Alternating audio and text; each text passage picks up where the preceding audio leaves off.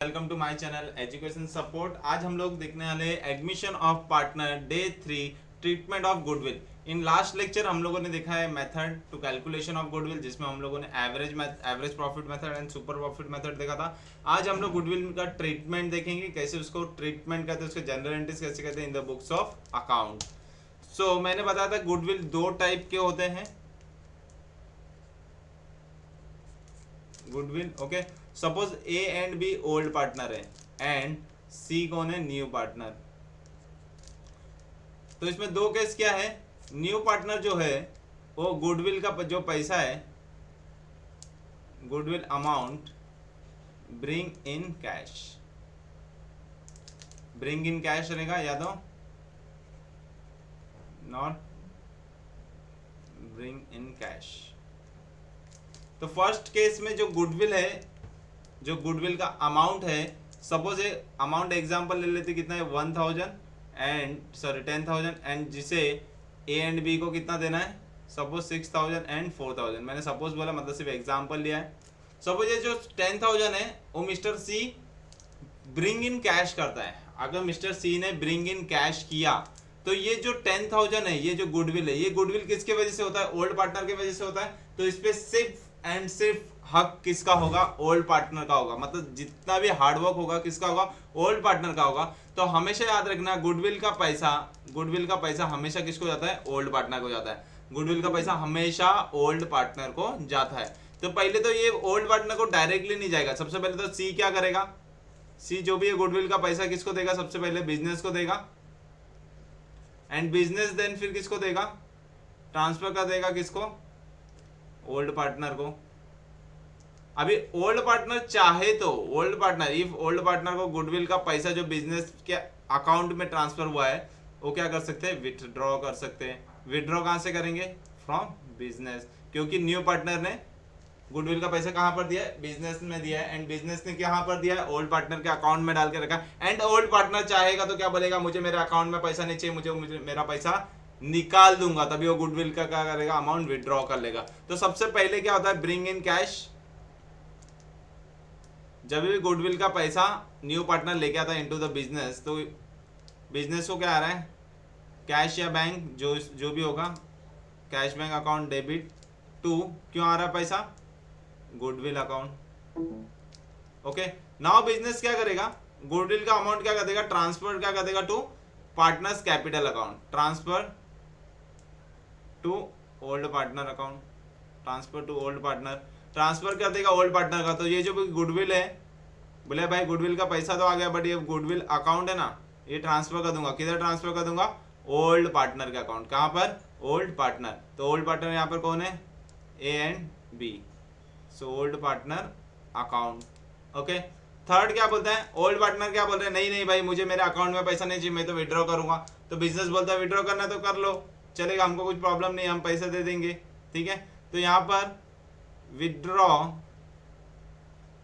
Bye partner, अगर partner ने अगर अपना पैसा विड्रॉ कर लिया जो गुडविल का, तो एंट्री क्या आएगा, तो old partner account debit, old partner के अकाउंट में जो पहले पैसा गया था उसको रिवर्स करेंगे एंड उसको क्या दे देगा, बिजनेस क्या दे देगा, कैश बैंक अकाउंट।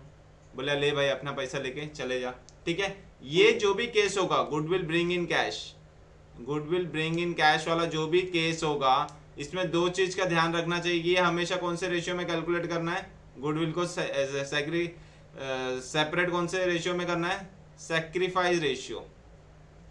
गुडविल को हमेशा सैक्रिफाइस रेशियो में डिवाइड करना है। एंड सेकेंड चीज तुम्हें ध्यान में रखना है, गुडविल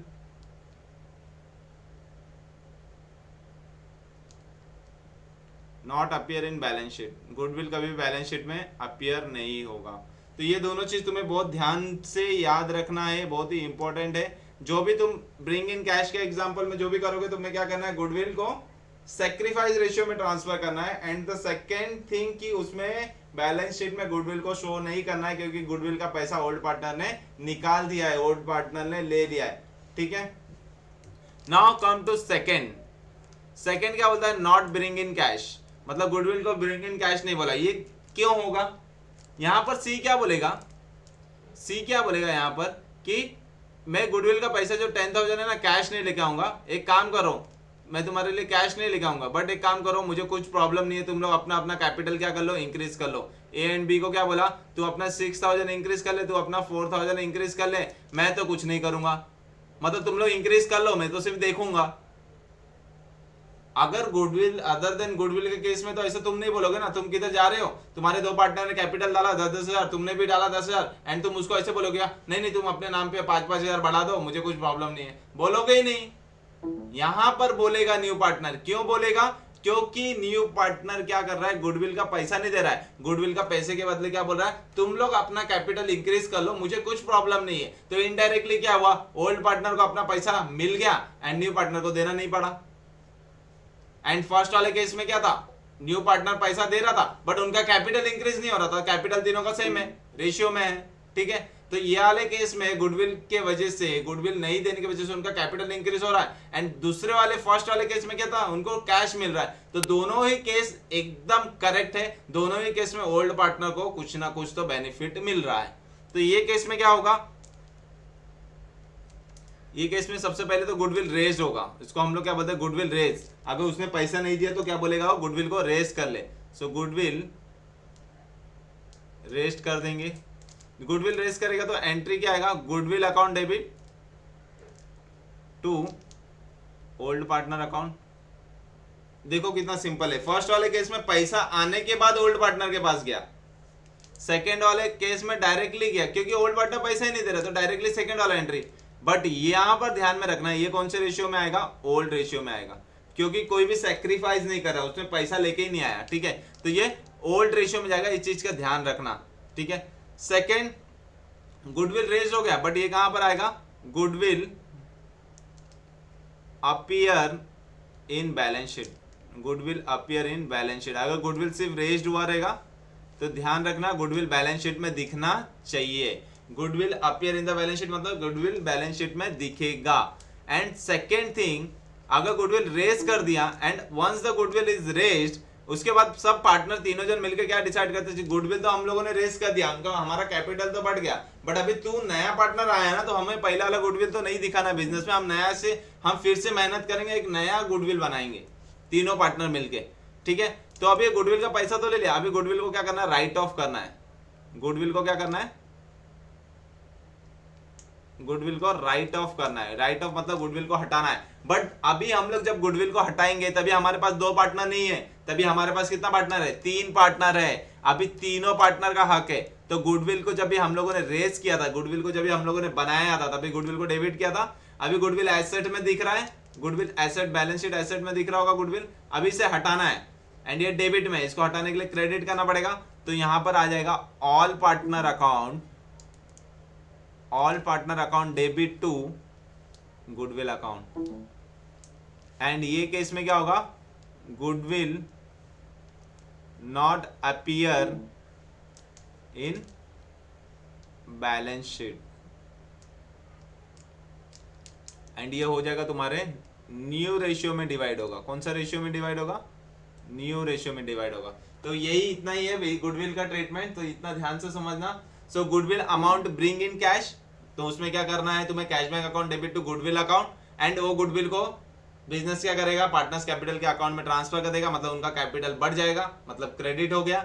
एंड अगर पार्टनर चाहे तो अपना पैसा बिजनेस से निकाल सकता है, तो बिजनेस उससे क्या करेगा, उसका कैपिटल अकाउंट को डेबिट कर देगा एंड उसको पैसे दे देगा। And goodwill bring in cash जब भी होगा तभी गुडविल को सैक्रिफाइस रेशियो में डिवाइड करना है, एंड गुडविल कभी भी बैलेंस शीट में नहीं दिखेगा। The second thing is not bring in cash, अगर पार्टनर गुडविल का अमाउंट कैश में नहीं लेके आता तो पार्टनर बोलेगा कि गुडविल रेज कर लो, और गुडविल रेज हो गया मतलब गुडविल को हमें डेबिट करना है एंड उसका पैसा जो है हमें पार्टनर्स का कैपिटल में क्रेडिट करना है, मतलब हम लोगों ने इनडायरेक्टली पार्टनर का कैपिटल बढ़ा दिया। बट ये चीज हमेशा ओल्ड रेशियो में करना है, क्योंकि सैक्रिफाइस रेशियो नहीं करना है, क्योंकि यहाँ पर ब्रिंग इन कैश नहीं है।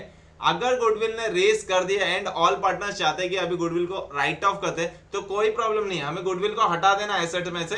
बट ये केस में ऑल पार्टनर्स आएंगे क्योंकि ऑलरेडी न्यू पार्टनर एडमिट हो चुका है, ठीक है, एंड इसको न्यू रेशियो में करेंगे, ठीक है। एक नेक्स्ट एंड लास्ट कॉन्सेप्ट है,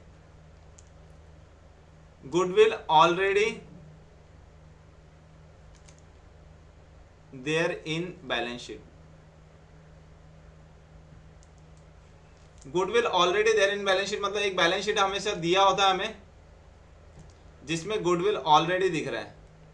गुडविल कितना दिख रहा है 66,000, ठीक है। पर एडजस्टमेंट में क्या बोला,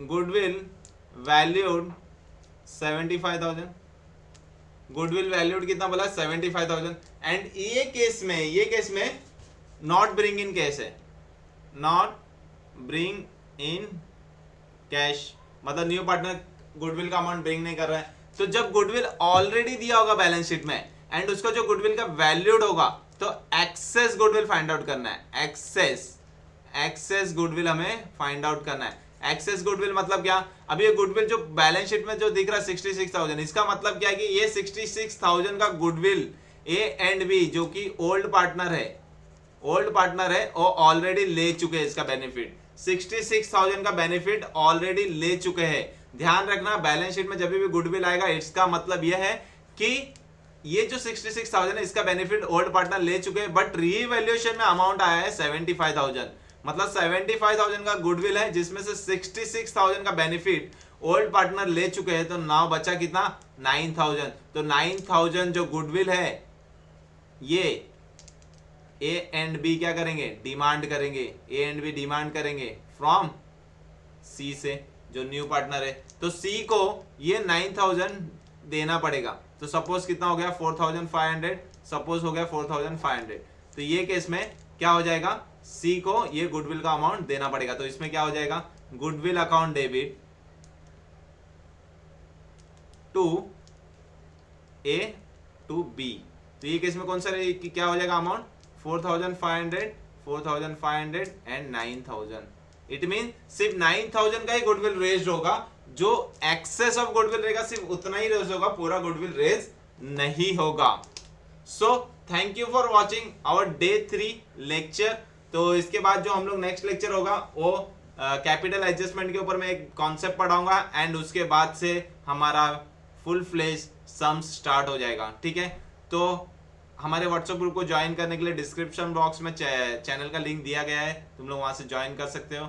एंड वीडियो अच्छी लगी हो तो लाइक कीजिए एंड कमेंट कीजिए, अगर कुछ डाउट होगा तो तुम व्हाट्सएप भी कर सकते हो, ठीक है। So thank you for watching students, bye bye.